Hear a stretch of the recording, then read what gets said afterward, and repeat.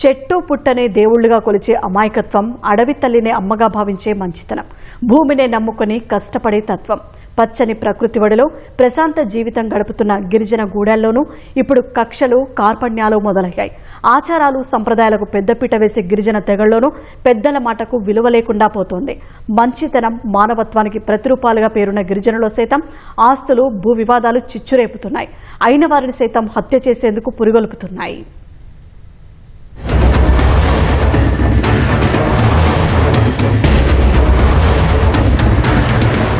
విజయనగరం జిల్లా శృంగవరపు కోట మండలం పల్లపు దుంగాడలో సొంత చిన్నాన్ననే ఓ యువకుడు తుపాకీతో కాల్చి చంపాడు.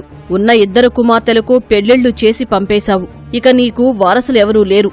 అన్నీ నేనే కదా, ఉన్న 2 ఎకరాల భూమి నా పేర రాసివ్వంటూ అన్న కుమారుడు నాగరాజు కోరగా ససేమిరా అన్నందుకు చిన్నాన్న రామును కిరాతకంగా హత్య చేశాడు.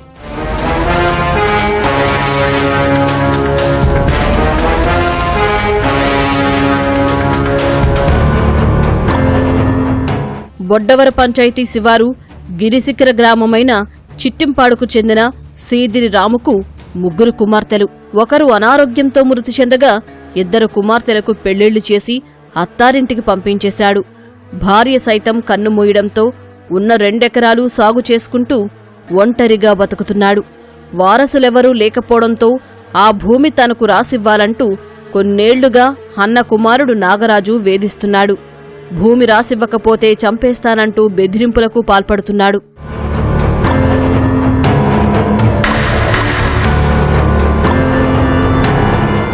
అన్న కుమారుడి భయంతో 3 ఏళ్ల క్రితమే గ్రామం వదిలి కుమార్తె వద్దకు రాము వెళ్లిపోగా అప్పట్నుంచి ఆ భూమిని నాగరాజు సాగు చేసుకుంటున్నాడు. అయినప్పటికీ భూమి తన పేరిట రాయాలంటూ కుమార్తె వద్ద ఉంటున్న చిన్నాన్న రామును నాగరాజు బెదిరిస్తూనే ఉన్నాడు. ఆ భూమి తన 2 కుమార్తెలకు రాసిస్తానని రాము ఖరాఖండిగా చెప్పేశాడు. దీంతో చిన్నాన్న రామును చంపేస్తే భూమిని సొంతం చేసుకోవచ్చని నాగరాజు పథకం వేశాడు. దీనికోసం పలుమార్లు రెక్కి నిర్వహించాడు. కుమార్తె పొలంలో పనిచేస్తున్న రామును అన్న కుమారుడైన నాగరాజు తుపాకీతో కాల్చి చంపేశాడు.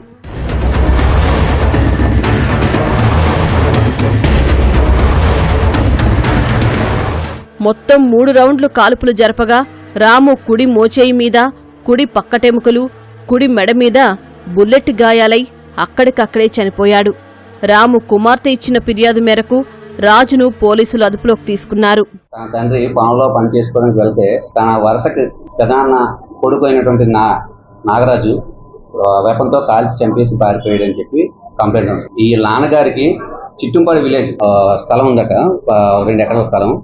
అతనికి కొడుకులు లేరని, ఓన్లీ 2 కూతురు ఉన్నారని, వారసత్వంగా భూమి వాళ్ళకి చెందదు, నాకు ఇచ్చేయని చెప్పి వాళ్ళ పెదనాన్న కొడుకు నాగరాజు ప్రతిసారి కూడా అతనితో గొడవ పడ్డాడు.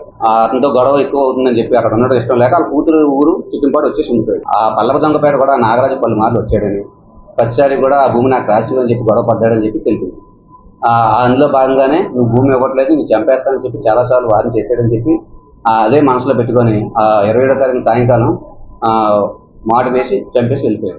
ప్రశాంతతకు మారు పేరుగా ఉన్న గిరిజన గ్రామాల్లో తుపాకీ చప్పుళ్లు భయాందోళన కలిగించాయి. 2 ఎకరాల భూమి కోసం సొంత చిన్నాన్ననే నాగరాజు హత్య చేయడంపై స్థానికులు విస్మయం వ్యక్తం చేస్తున్నారు.